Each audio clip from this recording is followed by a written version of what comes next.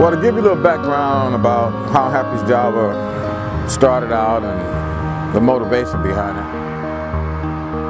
I had a very successful career in Highline motorhome sales. I've sold motorhomes all over the country. I managed and trained some of the most successful salesmen in the country. Everything was going good until May the 9th of 2008, and I was up in Medford, Oregon, riding on my Segway, and someone ran me down in the parking lot and left me for dead on the side of the road. When he first came in with me, he had a completely different business model, and he'd kind of retired from the RV industry.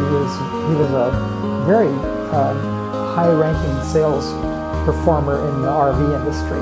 Once we started recovering from the injury, it was pretty obvious he was going to find something to do to support my family. We decided to expand our coffee business because we're coffee importers and coffee roasters. The only problem was I didn't know a whole lot about the business side of it. Fortunately, I got hooked up with the SBDC over in Eugene, and those folks were just like angels.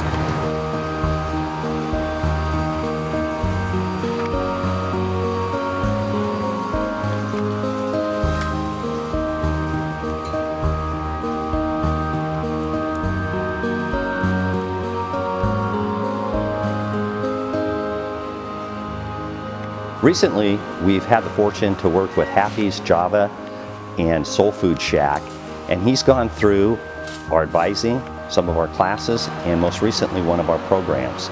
He's a success story for the Small Business Development Center here at Lane Community College. Hey, my name's Jim Lindley. I'm the Director Dean of Lane Community College's Small Business Development Center, and we've been helping small businesses since the early 80s get started and grow. The way we do that is through one-on-one advising. So we have free advising here for anyone that wants to come in and talk with one of our trained advisors. And then we have a number of classes, seminars, workshops that lead up to a number of different programs that we have to help businesses, both through classroom, cohort learning, and also through one-on-one advising. Having worked in the restaurant business myself and actually done some consulting there, it's one of the toughest businesses to start and operate profitably. One of the difficulties that businesses have when they get into the restaurant is dealing with different inventory issues, it's perishable, employee issues, marketing issues, and the life cycle of restaurants. One of the things that inevitably comes up in the business plan is that, and one of the purposes of the business plan is to identify what are your funding requirements. And so it's not unusual for a new business to require hundreds of thousands of dollars in funding to get started. They recommended sources for funding and grants that turned out to be extremely helpful. We're now at a point where we're looking at a location downtown to do a full sit-down restaurant, and obviously I'm talking to them on a regular basis. And so one of the things we do is we look at the funding alternatives, and I actually do a 2-hour free workshop a couple of times a year on what I call guerrilla funding, and it's essentially an alternative financing workshop where I look at all of the different ways, alternative ways of getting funding besides a conventional loan.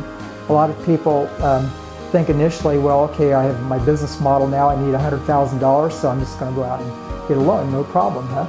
Well, probably less than 10% of loan applications are ever result in a loan. In closing, I want to make one thing perfectly clear to you. I started out with a 10 by 10 Easy Up going over to the farmer's market here in Springfield. Didn't have anything else going on except that I knew I had a vision of being successful. From there, we opened up a little small coffee shop. That was a miracle. Within a year, we're in the Soul Food Shack. A bigger miracle. Now we're looking at doing a full sit-down restaurant downtown Eugene, and that'll be the biggest miracle of all. I will guarantee you one thing. Whether you are a successful business, a business that's struggling, an entrepreneur that has a business idea, if you take the time to go over to the SBDC your life will change. You will learn what you don't know. That is my promise.